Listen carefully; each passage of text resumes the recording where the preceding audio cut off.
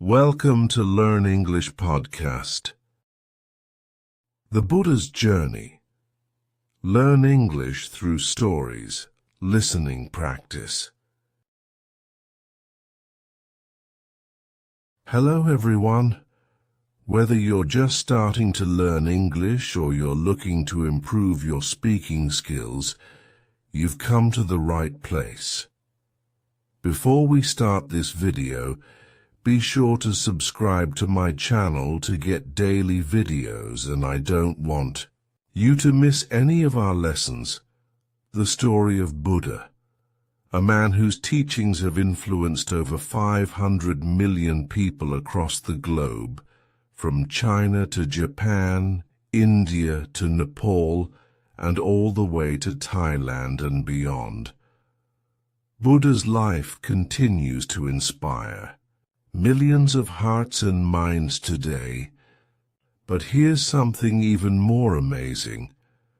This story isn't just about a historical figure. It's about you. Yes, you. Because the lessons Buddha taught aren't just for monks or people from ancient times. They are lessons that can change your life today. No matter where you are from, what your struggles are, or what language you speak, in this video we'll dive deep into his journey, starting from his birth, his struggles, his search for the truth, and everything in between. And guess what? While you're listening, you're also going to improve your English. That's right. As you hear this story, you'll be learning new words, phrases, and life-changing lessons. If you're ready to unlock the power of Buddha's story, and at the same time learn English in a fun and exciting way, make sure to subscribe to our channel. Here we offer amazing stories, book summaries, and life-changing lessons, all while helping you improve your English.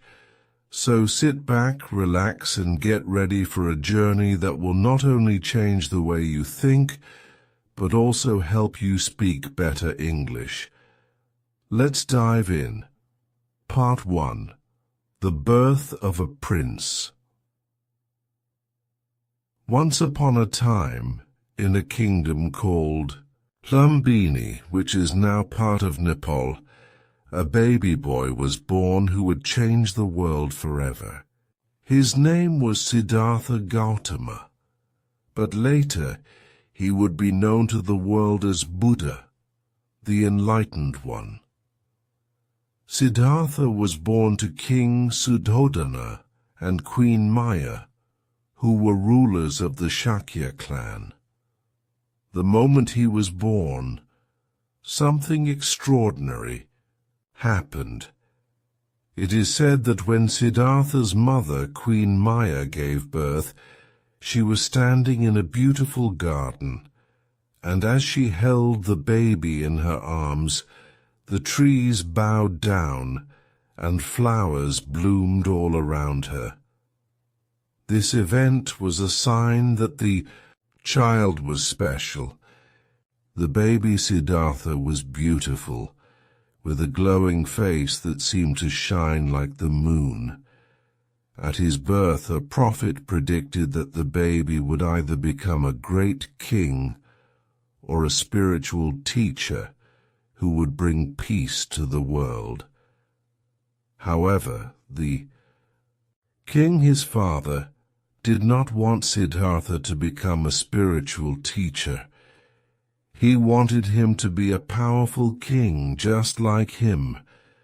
To ensure this, King Suddhodana surrounded Siddhartha with luxury and kept him in the palace. He gave him the best education, fine clothes, and anything he could desire. The palace was full of beautiful gardens, servants, and entertainers, and Siddhartha grew up enjoying all of this. No pain, no suffering, no hardship.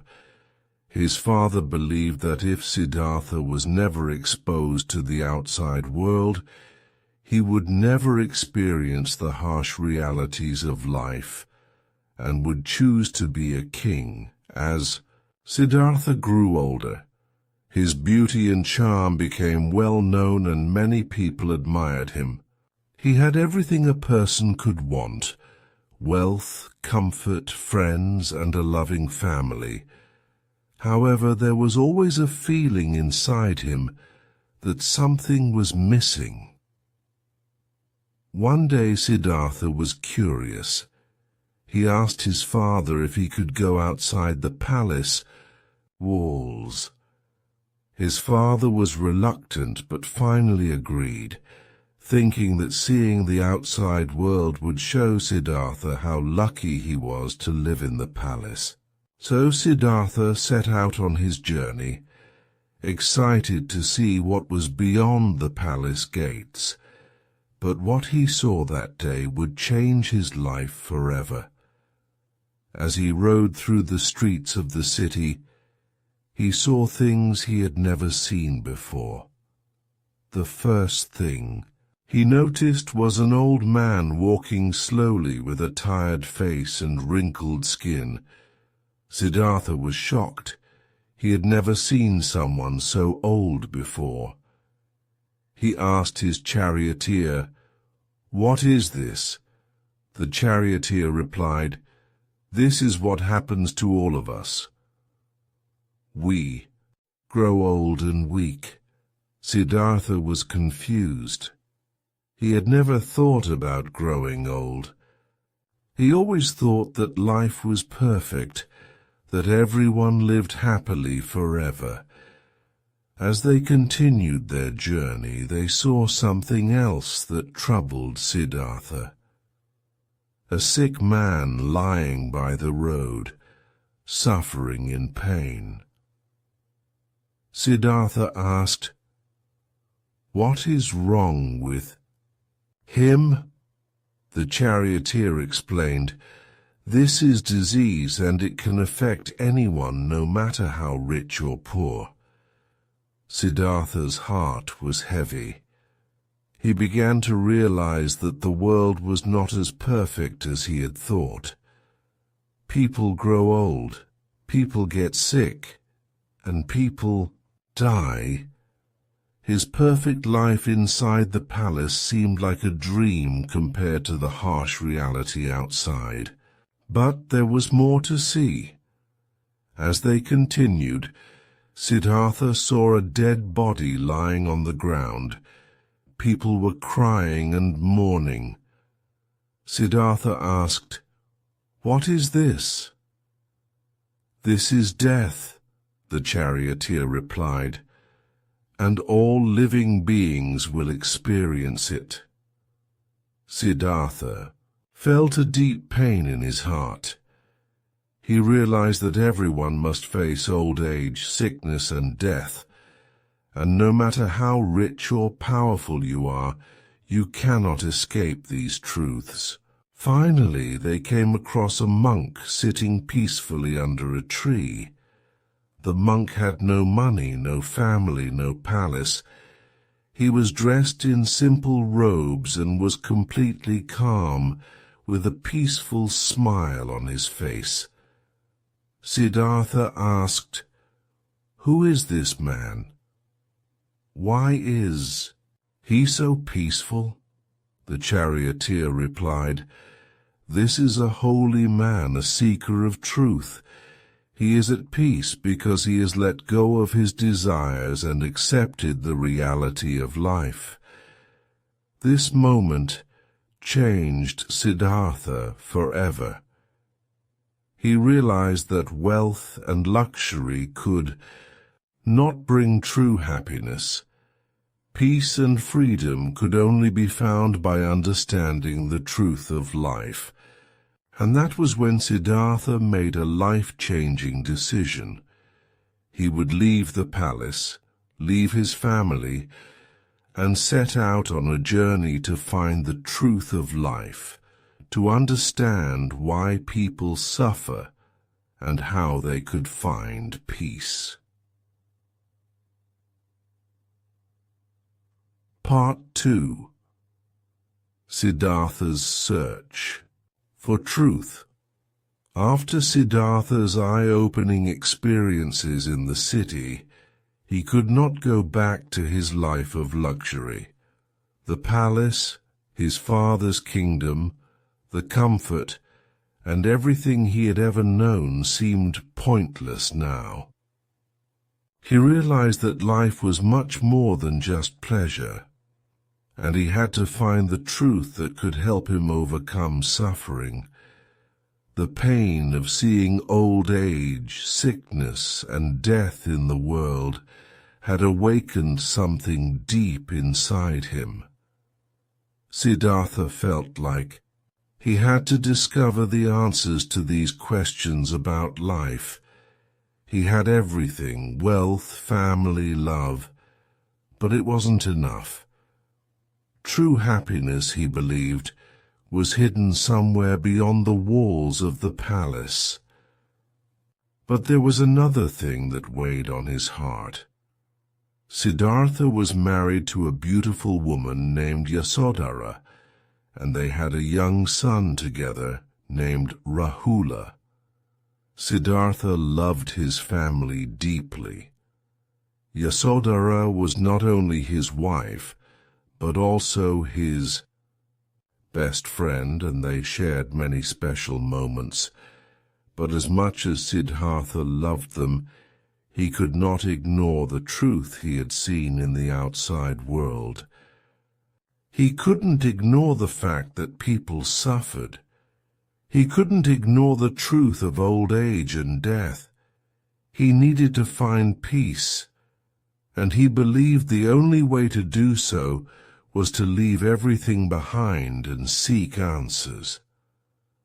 One night, while his wife and son were sleeping peacefully, Siddhartha made a difficult decision. He had already made up his mind, but it was still hard. Leaving his family was the greatest sacrifice he could make, but it was the only way to find the answers he sought. Siddhartha quietly left the palace, not wanting to wake his wife or son. He didn't want them to stop him, to hold him back. He knew that they loved him, but he also knew that he had to follow his own path to find the truth. As he walked out of the palace gates, a deep sadness filled his heart. He looked back one last time at the life he was leaving behind, but there was no turning back now. The moment he stepped outside the gates, he became a renunciant, someone who had given up everything in search of higher truth. Buddha left his palace at the age of 29. Siddhartha traveled for many days and nights, with nothing but the clothes on his back.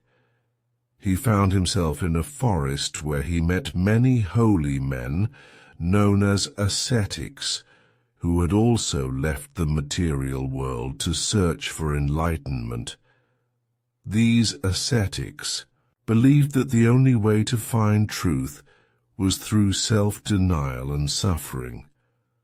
They would fast for long periods, live in discomfort, and meditate for hours without moving. They believed that by suffering, they would purify themselves and come closer to spiritual enlightenment. Siddhartha joined them and began following their practices. For years he lived in the harshest conditions, meditating for hours on end, not eating enough, and pushing his body to the limit.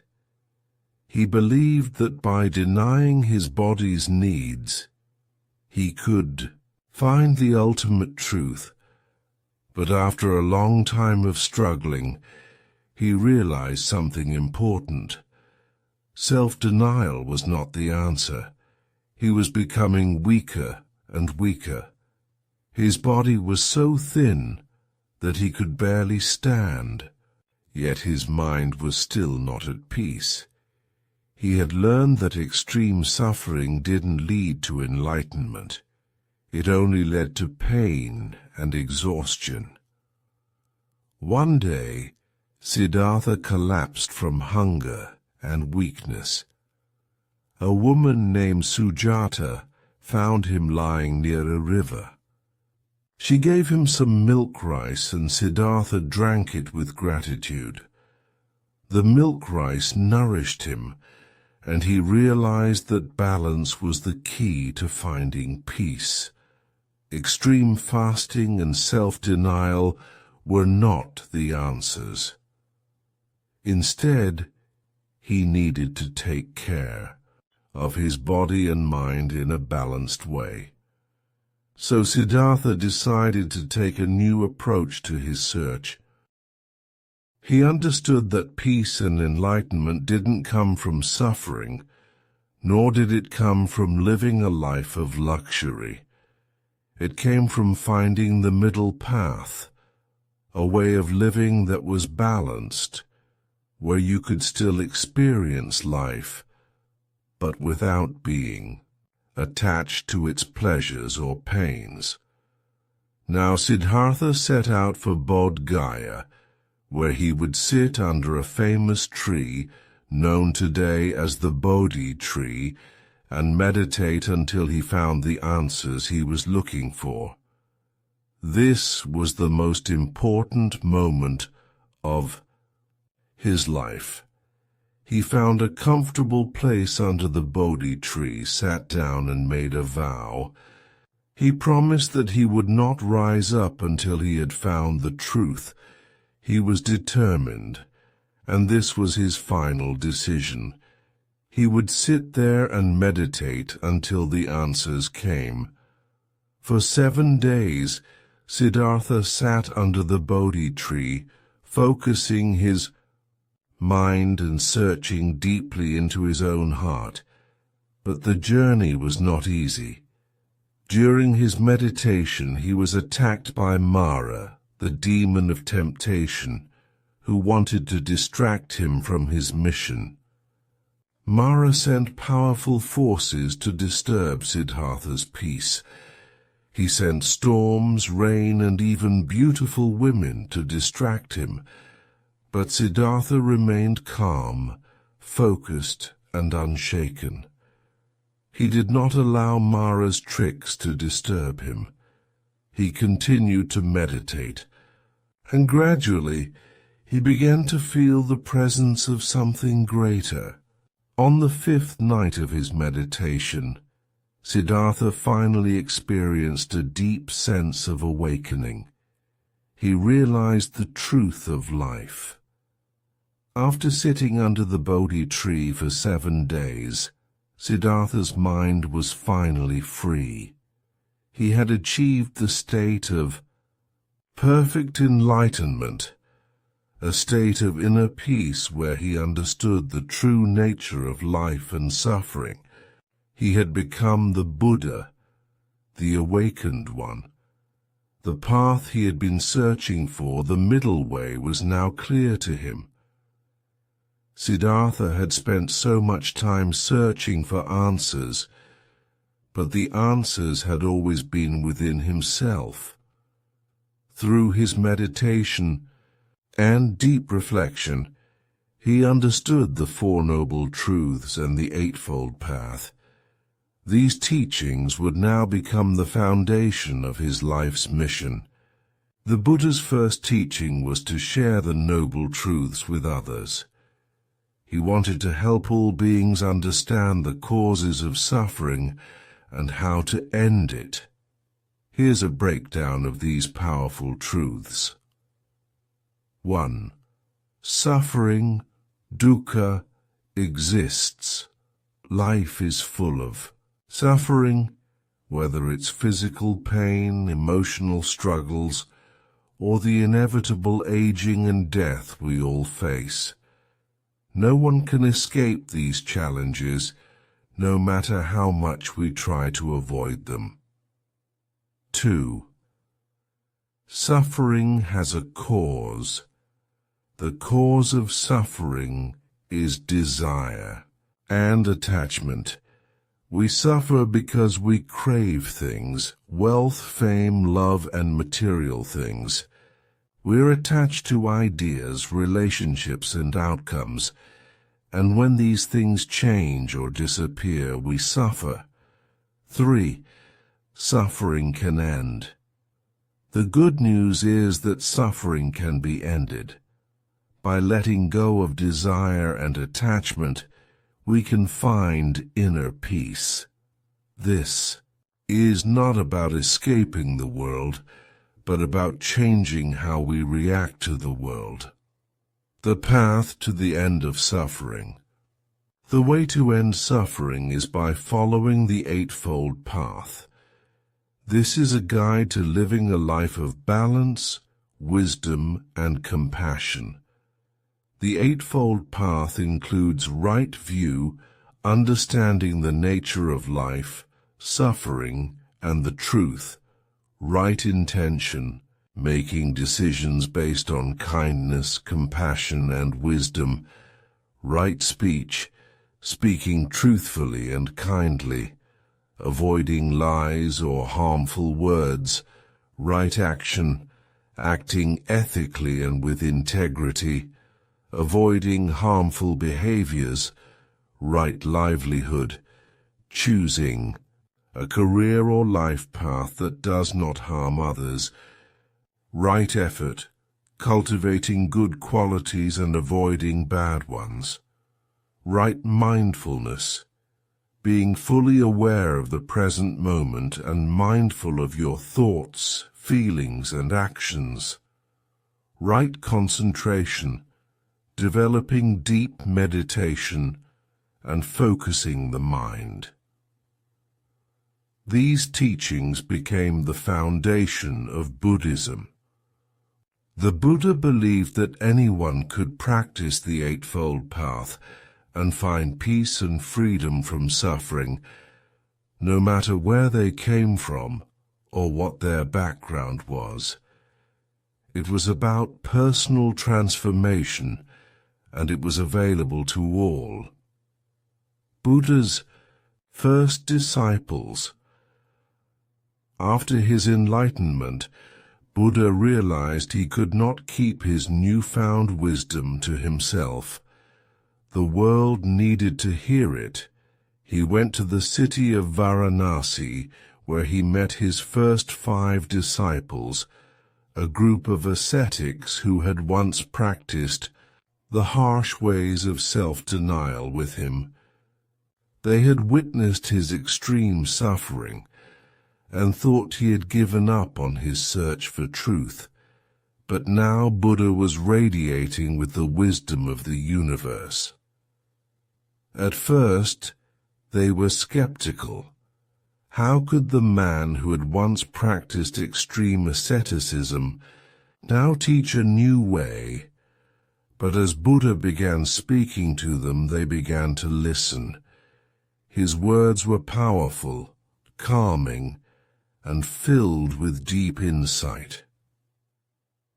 Buddha shared the 4 Noble Truths and the Eightfold Path with them, explaining that they did not need to punish their bodies to find peace.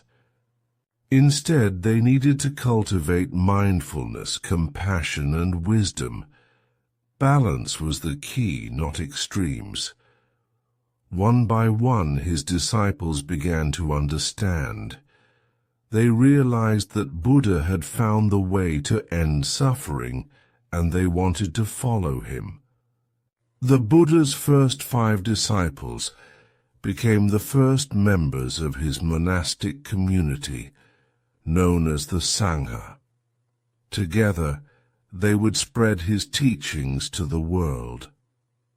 Buddha's compassionate nature. What made Buddha's teachings so special was not just the wisdom in his words, but his compassionate heart. Buddha was not interested in just sharing knowledge.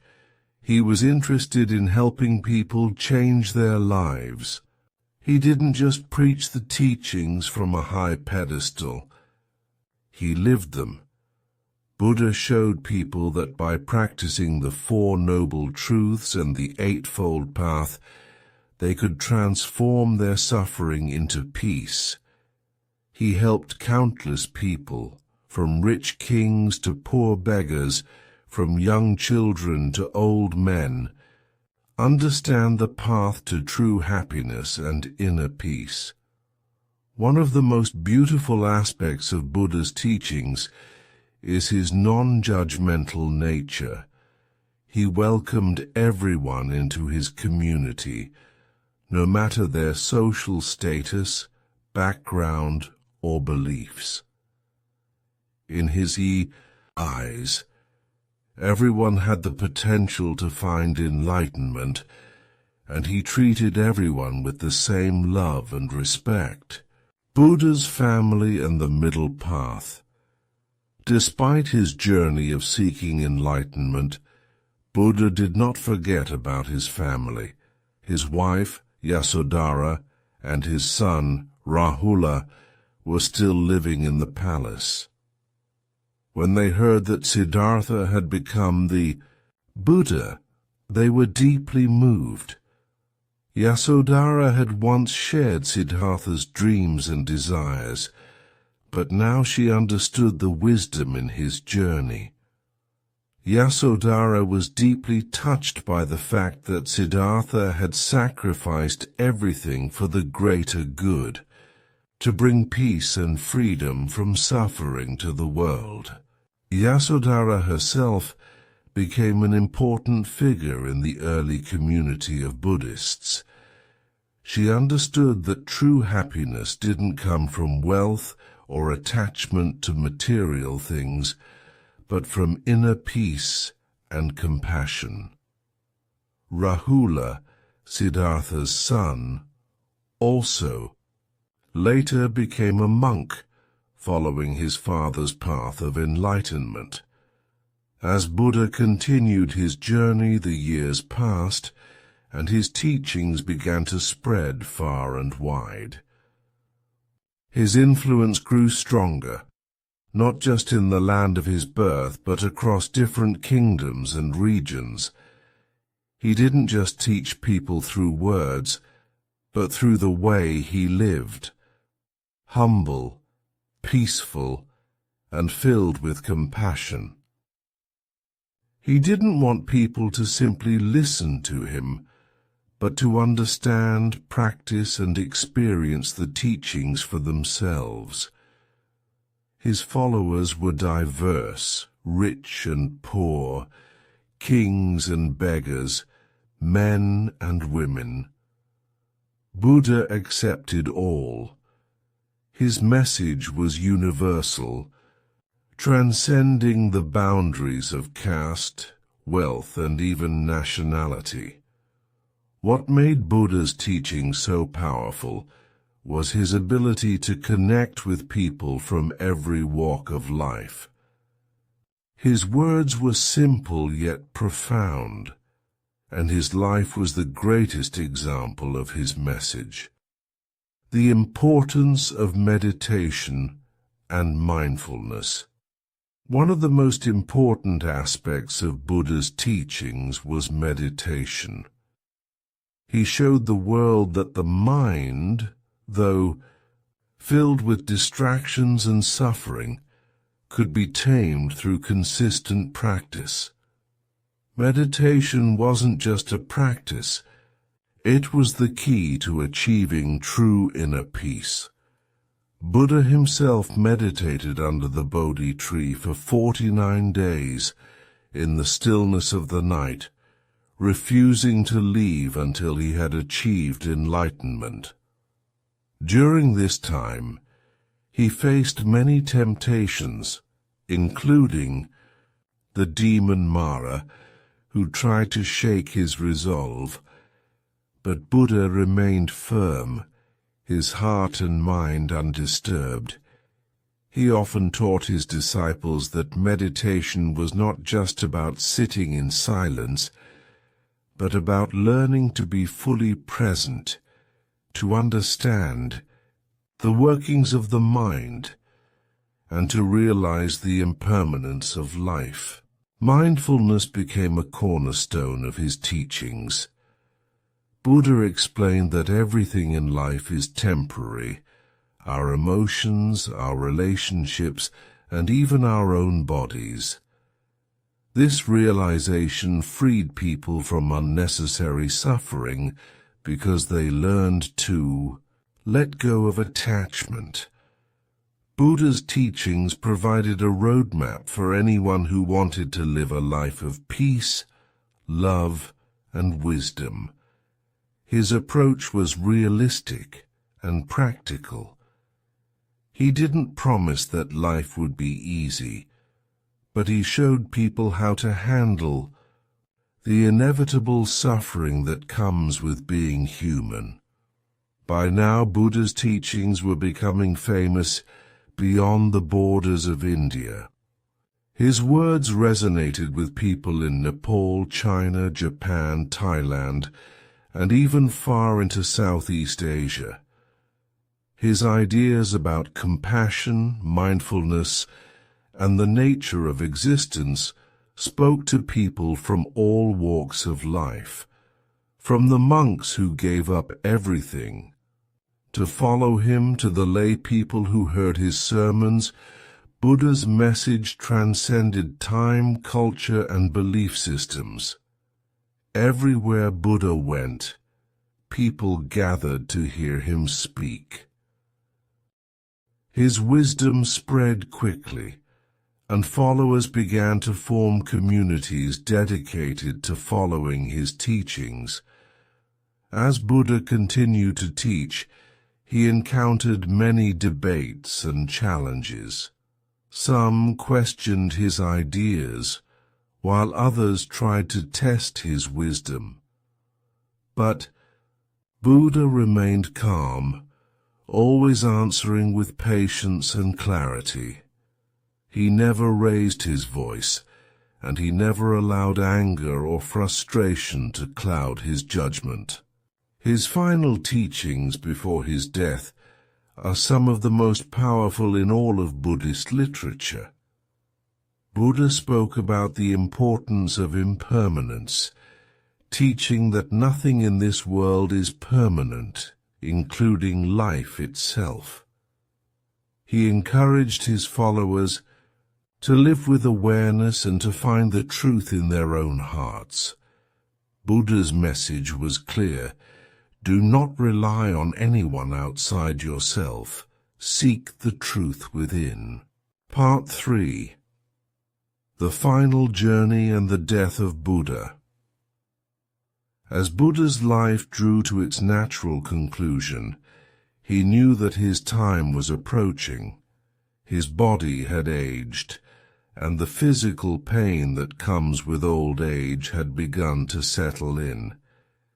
Yet, despite all this, he remained as calm and serene as ever, a true testament to the teachings he had shared for so long. He had already reached the pinnacle of human wisdom and compassion, and his death, like his life, was filled with profound lessons for his followers. In the last year of his life, Buddha set out on a journey to a place called Kushinagar, a quiet, peaceful town in present-day India. It was here, amidst the beautiful countryside, that he would breathe his last breath. He had been traveling for a long time, visiting different places and spreading his teachings. Everywhere he went, people lined the roads, eager to hear the man who had inspired millions and those who had already followed him with love and reverence. As Buddha walked, he knew that his death was imminent, but he was not afraid. He had already conquered the greatest fear of all, death itself. For Buddha, death was not something to be feared or mourned. It was a natural part of the cycle of life, just as birth and growth were. His calmness in the face of death was a reflection of everything he had taught, to accept life's impermanence and to live fully without attachment to anything, not even life itself. Buddha's last meal. Before reaching Kushinagar, Buddha stopped in a village where he was offered food by a blacksmith named Kunda. The meal he was given, some texts say, was either poisoned or simply spoiled. Buddha, ever the calm and peaceful figure, ate it without any complaint, accepting it with gratitude. This meal caused Buddha severe stomach pain, but instead of reacting with anger or frustration, he taught his disciples one final lesson. Thank you for joining me in today. Don't forget to like this video, subscribe to our channel, and hit the notification bell so you won't miss any of our upcoming lessons. Keep practicing, stay curious, and I'll see you in the next lesson.